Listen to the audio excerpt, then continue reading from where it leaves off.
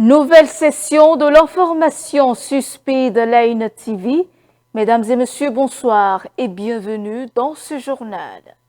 Héroïquement éliminé, le Bénin a vu son aventure s'achever en huitième de finale de la CAN 2025 face à l'Égypte ce lundi. Après un match nul au terme du temps réglementaire, les Guépards ont cédé en prolongation face au Pharaon. Parvenu au pouvoir à la suite du coup d'État du 5 septembre 2021 qui a mis fin au régime d'Alpha Condé, Mamadi Doumbouya entame désormais un mandat de 7 ans à la tête de la Guinée. Cette étape a suscité une vague de félicitations à son endroit, dont celle du président béninois Patrice Talon. Et puis en Centrafrique, élu pour la première fois en 2016, le président centrafricain Faustin Archange Touadéra a décroché un troisième mandat.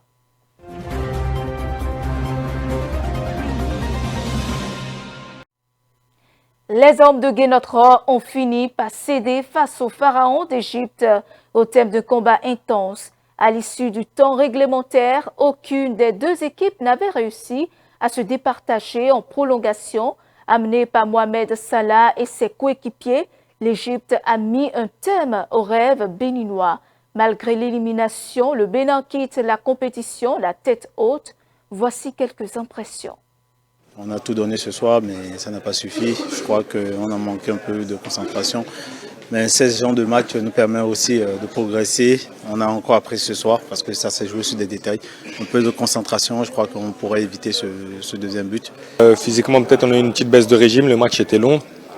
On a fourni beaucoup d'efforts. Sur ces derniers matchs, on n'avait pas beaucoup aussi tourné l'effectif, mais ce n'est pas une excuse. C'est des détails qui jouent là, et puis voilà. Le troisième but est anecdotique parce qu'ils ont tout essayé pour revenir, pour égaliser, ils se sont découverts. Il y a des petits détails encore améliorés, manque de maturité, mais ils sont sur la bonne voie. Dans un tout autre registre, à présent, la Cour suprême de Guinée a officiellement confirmé les résultats de l'élection présidentielle du 28 décembre 2025, validant ainsi la victoire de Mamadi Doumbouya. Cette décision marque la fin de la transition politique engagée en 2021 et ouvre une nouvelle ère institutionnelle pour le pays. À cette occasion, de nombreux messages de félicitations ont afflué à l'endroit du chef de l'État guinéen, notamment celui du président béninois Patrice Talon. Compte rendu, Romaric Dossa. Le dimanche 4 janvier 2026, la Cour suprême guinéenne a proclamé le général Mamadi Doumbouya, dirigeant de la transition depuis le coup d'État de 2021, président de la République après sa victoire dès le premier tour de l'élection présidentielle. Article 4 proclame le candidat Mamadi Doumbouya élu président de la République de Guinée dès le premier tour pour un mandat de 7 ans. Article 5 dit que le présent arrêt sera affiché au greffe de la Cour et publié sans délai au journal officiel de la République. En foi de quoi la présente décision est signée par le président, le greffier et le conseiller rapporteur. Dans un discours solennel prononcé à Conakry, il a exprimé sa gratitude au peuple guinéen pour cette confiance massive. Insistant sur l'unité nationale, il a affirmé qu'aujourd'hui, qu'il n'y a ni vainqueur ni vaincu. Il n'y a qu'une seule Guinée, unie et indivisible.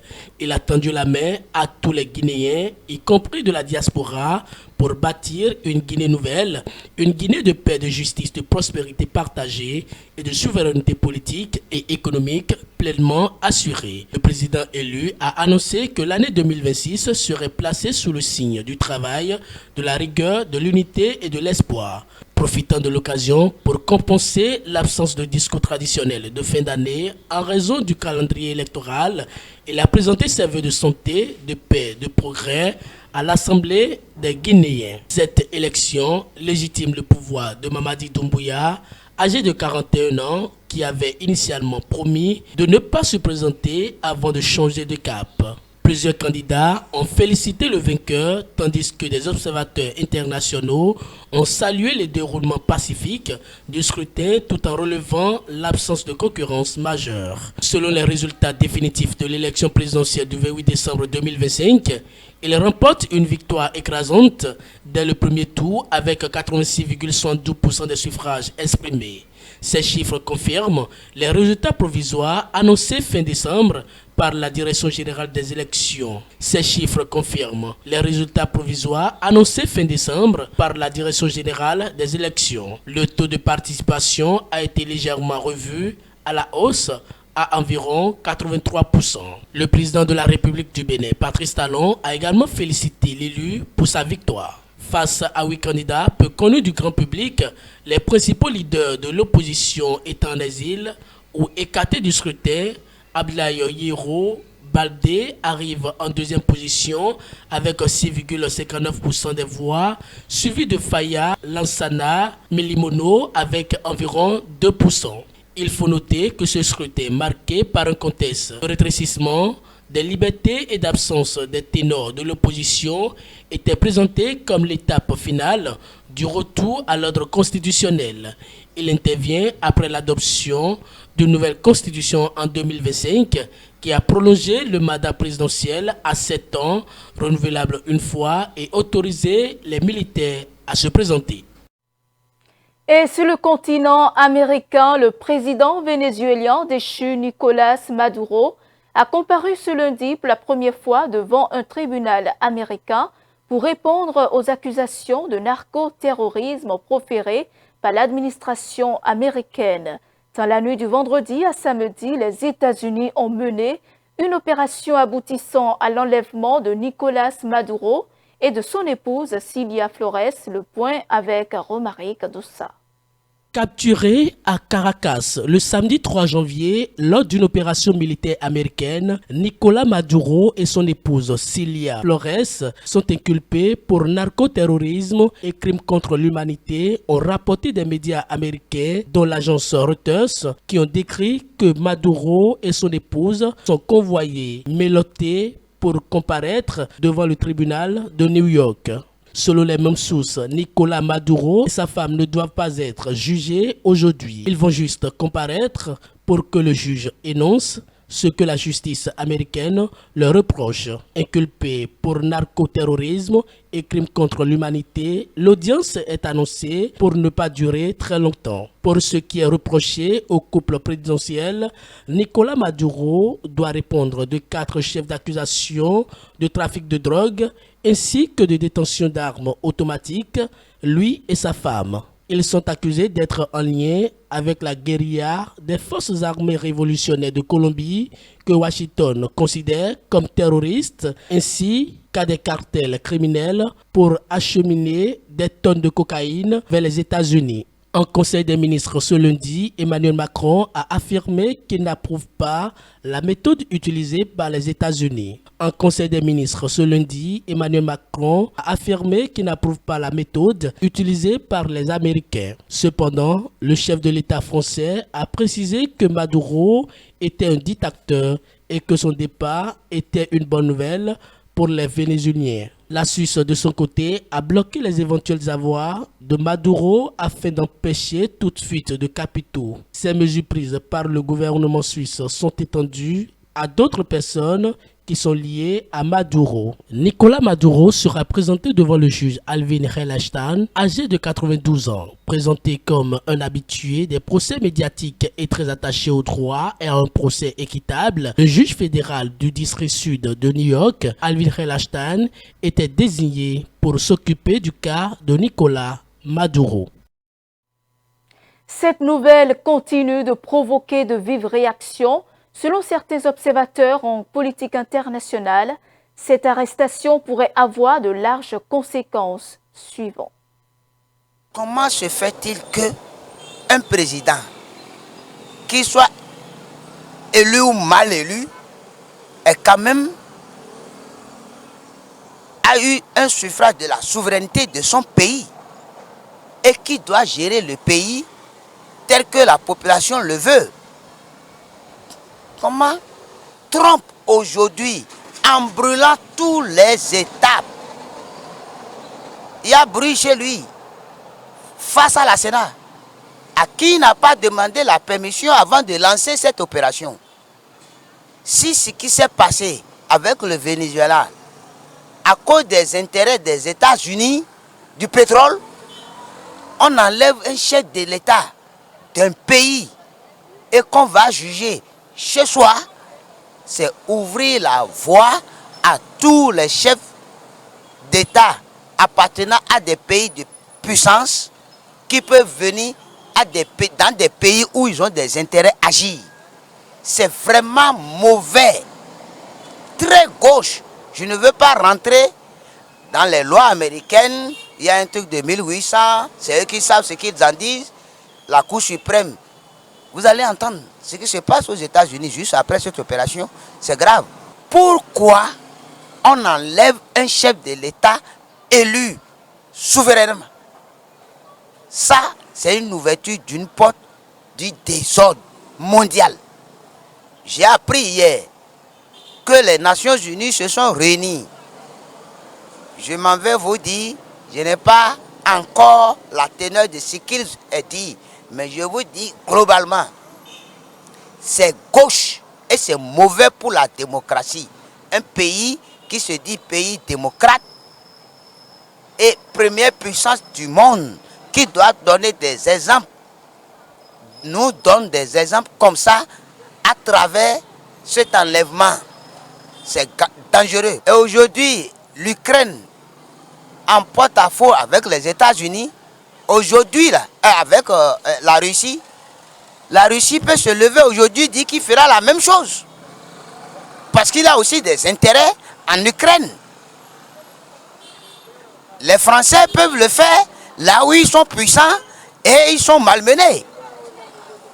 Si la communauté internationale intervienne, je veux que cette réaction soit une réaction prompte et qu'on cesse de faire ce qui est fait là et de demander aux États-Unis de libérer simplement le président vénézuélien.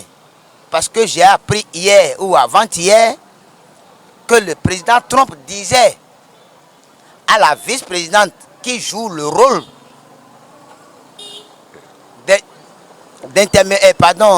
d'intérim que si jamais cette dame-là ne suit pas ce que lui dit, qu'elle aura les mêmes sorts, peut-être pire que l'autre. Les États-Unis, la dernière fois, sont venus en Afrique, précisément au Nigeria, frapper des djihadistes dans leurs endroits qu'ils connaissent. Pourquoi ne pas prendre les armes et aller frapper là où il y a des usines de la drogue et de la cocaïne au Venezuela?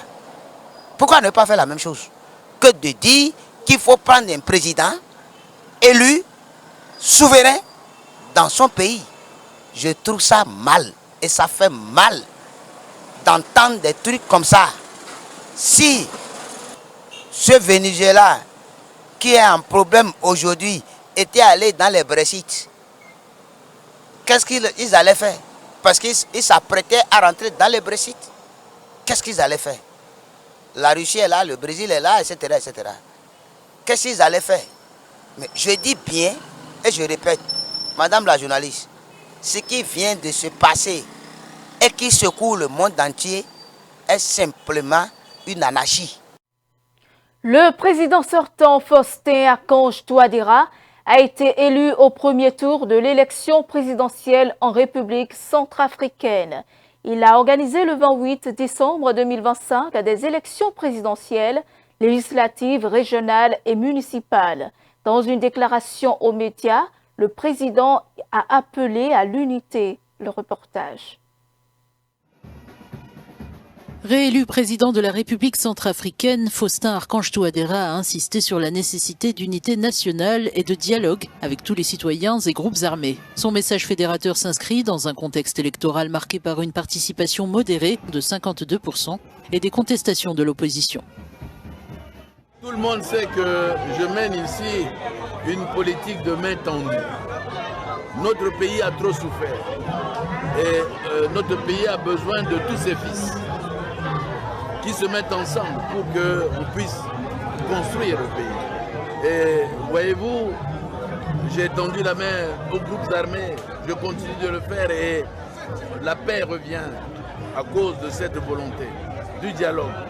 Et je continuerai de le faire puisque si les Centrafricains m'ont fait confiance le 28 décembre, je continuerai cette politique de main tendue et travailler avec tous les compatriotes qui le souhaitent. Présenté comme le candidat de la stabilité, Touadéra a mis en avant des progrès tangibles dans la sécurité, les infrastructures urbaines et les services publics. Les prochains mois seront cruciaux pour transformer sa politique de dialogue en paix durable. Après l'attaque américaine, Cuba a annoncé la mort de 32 de ses soldats en mission au Venezuela le dimanche dernier. Ils étaient tous membres des forces armées révolutionnaires ou du ministère cubain de l'Intérieur. À La Havane, le drapeau cubain a été abaissé lundi pour honorer la mémoire des 32 agents de sécurité tués dans les frappes américaines au Venezuela. Devant l'ambassade des États-Unis, des écoliers en uniforme ont assisté à la cérémonie, brandissant des pancartes, condamnant les actions américaines et scandant « à bas l'impérialisme ». La perte de leur principal allié, survenue après l'arrestation samedi du président vénézuélien Nicolás Maduro, a plongé de nombreux Cubains dans l'inquiétude quant à l'avenir de l'île. Pour Cuba, il ne fait aucun doute que le fait de ne plus avoir le soutien du Venezuela représente un vrai danger et cela va faire planer une menace permanente sur le pays. Mais il faut savoir que d'autres acteurs vont forcément réagir pour soutenir Cuba, d'autant plus que c'est le prochain sur la liste. Moi, je compterai d'abord sur la Chine, car il y a une information confirmée selon laquelle un envoyé chinois serait arrivé hier à La Havane.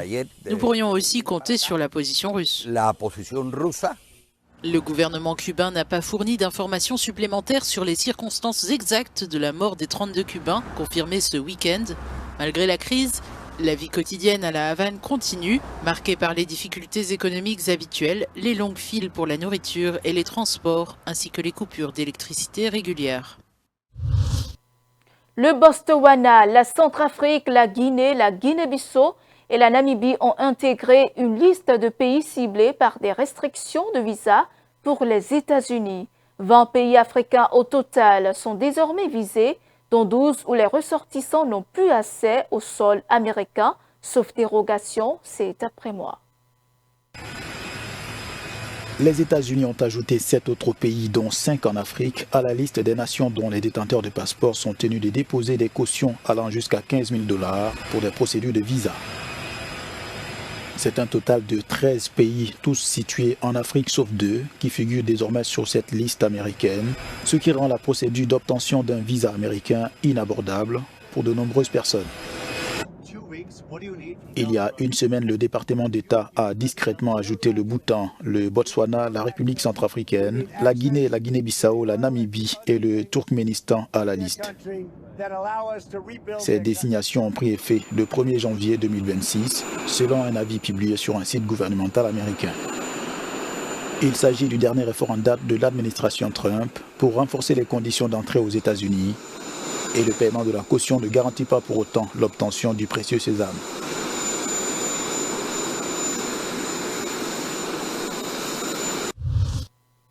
C'est la fin de ce journal. Merci de votre aimable attention. Suivez-nous en continu sur speedlinetv.bg/live et sur nos différents canaux digitaux Facebook, YouTube et TikTok.